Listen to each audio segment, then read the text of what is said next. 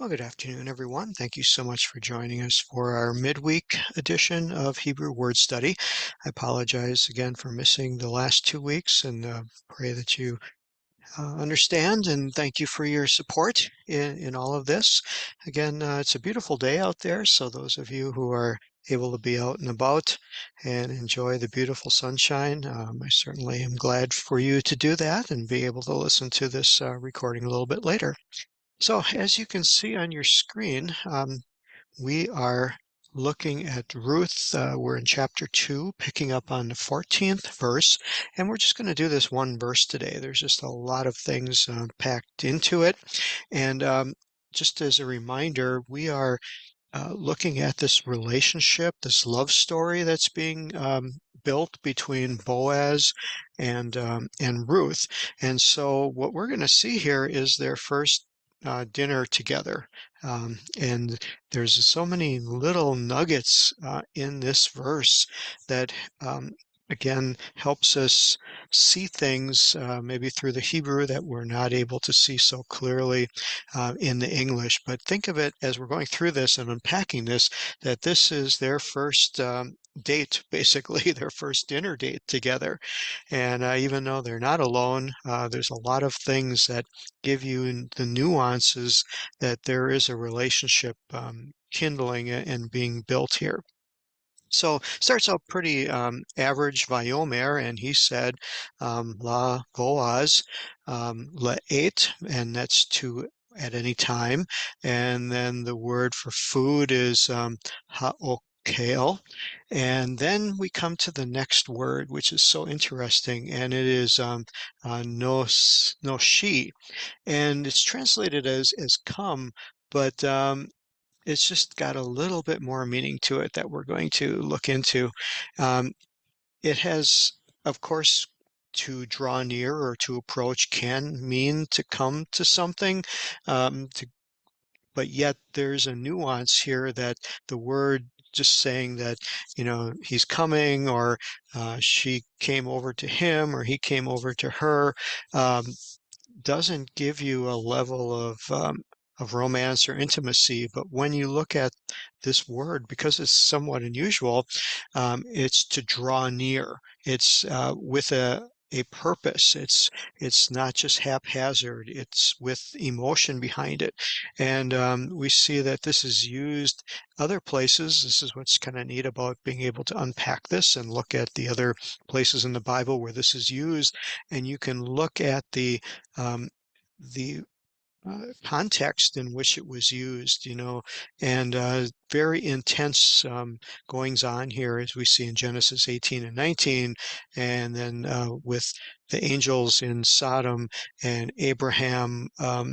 Just and his encounter with God, just a very interesting way of saying that this is a meeting together.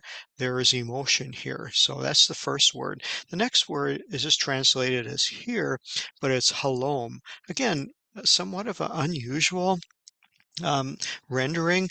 You think for all the times that the word here would occur in the Hebrew Bible, there would be hundreds of uses, but yet look at the unpacking of this, that this word is only used 12 times in the entire Bible. So that piques our interest, saying, well, why is a word that we say so commonly for description only used very sporadically through God's word here? And it's translated as hither. Of course, we don't use the word hither ever in our English. This is definitely Old English from the 16th, 15th century, but yet it gives you the idea of coming hither. Even as I say it, it definitely has more intensity to it than just saying, "Oh, here he is," or "Come here," which is something that's used so commonly in English. This has an emotion behind it, and that's what we're looking for here. You look at where it's used in Exodus when um, Moses was at the burning bush and the Lord is speaking to him. He uses this word of drawing into his presence. So again, a very intense way of expressing in a relationship manner, two people coming together. So that's what's also really, really neat. And the fact that they're eating here together, they have hardly met just a few verses before. It talks about what they're eating. Again, think of this as a, first dinner together where, I don't remember exactly where I took my wife. Well, I do remember where I took her on our first date, but she could probably tell you what she ate and what she ordered and all of those things. This is kind of in that same realm here. It talks about the um, halechem, the bread, and they didn't just eat the bread. Here they're telling you what they dipped it in and how they ate it and who was around them. Again, these are all given to us as a reference that we can understand that this is a very um, maybe romantic time, or that the romance is building between Boaz and um, and Ruth. And so we see that they have bread and they dip the piece of bread in the vinegar. Just a lot of parallel meanings going on here. I mean, this even sounds like the Last Supper. If you read how Jesus took the bread and he dipped it in the sop and then he gave it to his disciples. It's almost similar verbiage here. And so he's dipping it, and obviously we don't understand the culture as well as they did back then, and we don't understand what the lunch break was like out in Israel when it was, heat of the day and the bell went off or the horn blew and it was lunch break. What did they pull out, of their lunch boxes and eat? So we get a little bit of understanding here. Got the bread. Obviously, it's how was it prepared? We really don't know, but yet it looks like you have to dip it into something to make it so it's not hard and crusty, because it probably wasn't soft and doughy. It probably was dried out, and so they dip this. And I want to take a look at the word dip. Looks kind of interesting. Um, but no, it doesn't tell us anything, although it's not used very often in the Bible. It's used in sacrifices. It's used interesting in Exodus of talking about the blood. This is, I guess, kind of interesting. You look in Leviticus here, it talks all about dipping for the purpose of redemption, for the purpose of atonement for sins. And so that's very, very, very interesting for some of those. So they're, again, dipping the bread. And then, of course, we see right here the word for bread is lechem. Well, when we get to this one right here, the numbers 6595, it says a piece of bread, but that word doesn't look anything like the word for bread. So what word is this? And it's really not describing bread per se with that exact word, but it's using the word for fragment or bit or morsel. The fat is the word being used here. And what are they dipping the bread in? Well, this is again very interesting that this is the word for vinegar. And so we unpack this word to see what is vinegar. I mean, other than um, some balsamic vinegar mixed in with my olive oil when I'm dipping in bread, vinegar is not my choice to dip things in.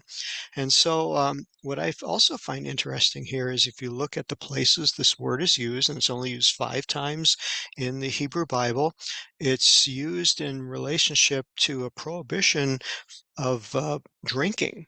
And so we see in Numbers here, chapter 6, verse 3, they're talking about the Nazarite vow. And, I guess I'm not real confident in my knowledge of winemaking and fermentation, but I know that there are different stages that the fermentation of the grapes go through. And one of them would be vinegar, which is obviously not what um, those who create wine are wanting to have. It would be wine that's past its prime and that starts fermenting in a not good way. We also see that this vinegar fits in Psalm 69, verse 21, and actually it's a messianic prophecy where it talks about that when the Messiah would be going through his suffering, that it says they gave me vinegar to drink. And of course, we remember, especially with Passion Week coming up next month, that when Jesus was hanging on the cross, that they took a sponge, soaked the sponge in vinegar, and offered it him to drink. And so that's fulfillment of Psalm 69, verse 21. It says he didn't drink it when he tasted it. He didn't drink it. And that might be tied again to Numbers 6 and 3, this Nazarite vow. Not quite sure, but you can kind of see the connection here. It's very, very interesting. But yet, this vinegar is something that they were very accustomed to um, using in their food. Um, the other part of this term for vinegar is that it has a root word which is called comets. So we unpack that word comets and we find that it has reference to the unleavened bread that was made at the time of the Exodus, and it has to do with the sourness of the bread and that it had not risen, had not been completed. And so this root word comes from the word for the unleavened bread that was used or was made prior to the Exodus. It's also used in the Passover Seder, if you happen to attend a Jewish Seder, or sometimes Christians groups will do a replica for learning about what happened at the Passover, and they will have chametz, which is an unleavened bread based upon this word. So again, a lot of symbolism here as to what was going on. And so with that, we want to take a look at what Hirsch, the Jewish commentator, would say. And of course, this is coming from the uh, book we've been studying. You see the verse up above, and down below is the commentary.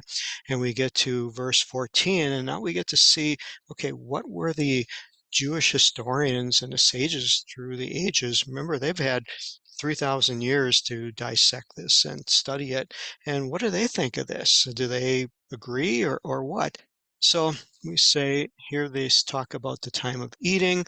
Um, they even imply some of the he's doing this, she's doing this, she was reserved, he was reserved, the shyness, that a couple might have on a first date. See that definitely talked about right here by this Egerish Shemuel talks about that there was fear, they were wanting the right protocol. And then it talks about, okay, how did Boaz react to this? Because, we talked about him being royalty and being a man who was, very well to do. How would he react? And again, something we don't think of is the protocol of how a commoner would act in the presence of royalty and how royalty would act in the presence of a commoner. And what are these barriers that might have been there between Ruth and Boaz, and we're going to find later, that she was actually thought to descend from royalty in Moab. Well, how did she act? So you get this whole play going out here. And so here, this question about the vinegar, Ibn Ezra talks about it, says that harvesters used vinegar to allay the thirst, cool the body, and stimulate the digestive system. And then he reads into this that Boaz was afraid that as a princess that he knew Ruth was, that she was not accustomed to spending so many hours in the sun, so he suggested vinegar to avoid sunstroke. Obviously, there's no biblical background for this, but it does uh, bring us back to the time closer to when Ruth and Boaz lived, that maybe this Rav Akabetz knew a little bit more about what the customs were in the Middle East and gives us a little bit of insight that this was really used for that. So as we continue, we see what's going on here with, after they eat, um, it says that she sat beside the reapers. And so there's a little bit of musical chairs going on here, if you will, on where she sits in relationship to Boaz, where she sits in relationship to the workers. How is he reaching across the table or reaching across the aisle to give her food? Because it says she sat beside the reapers and he passed the parched grain to her. Well, what is this all about? So let's just take a look at this parched grain and see if we can learn anything. Um, Again, very foreign to us. It's used 6 times in the Bible, this word, kali, and talks about it in Leviticus. Again, this is kind of interesting. When you see it in Leviticus, you know that it's part of the dietary laws, that you know that there's something um, special about this that they felt it was necessary to speak about. So it shows up in Leviticus, it shows up in Ruth, and in Samuel, and that's pretty much it. So again, we don't know what dietary things were back then. Um, was this a garnish? Was this the aperitif at the end? Was this just like they pull out cashews and it's kind of a dessert or something like that? Obviously, if you look at how the sentence structure goes, she ate and she was satisfied and she had leftovers. So uh, she obviously had enough to eat. And again, it's kind of weird structure, a very staccato type wording. That's why to change it in English, they have to add a lot of verbs and a lot of information, or it would seem like a really strange sentence, and you wouldn't buy the Bible from them if they didn't smooth it out. So you see the strange structure. Let's take a look what the commentators have to say. So she sat beside the harvesters, not in front of them, so they should not glance at her, and not in back of them, so she should not watch them, but she sat alongside them. Why this was really necessary to point that out? Obviously, it's there in the Bible, and it meant something to the Jewish sages. And we see they even think Boaz invited her to come over and sit with him. Um, but then she obviously, he says, preferred, because she was so modest, she preferred the station beside the harvesters. And then to close this verse out, it says he handed her some roasted grain. And again, we wouldn't see this in English, but they point out that this is the only place in Scripture where this word vayitz bat occurs of he handed her something. And so that's something to take note. Why in all of the verses was this the only place this word was ever used?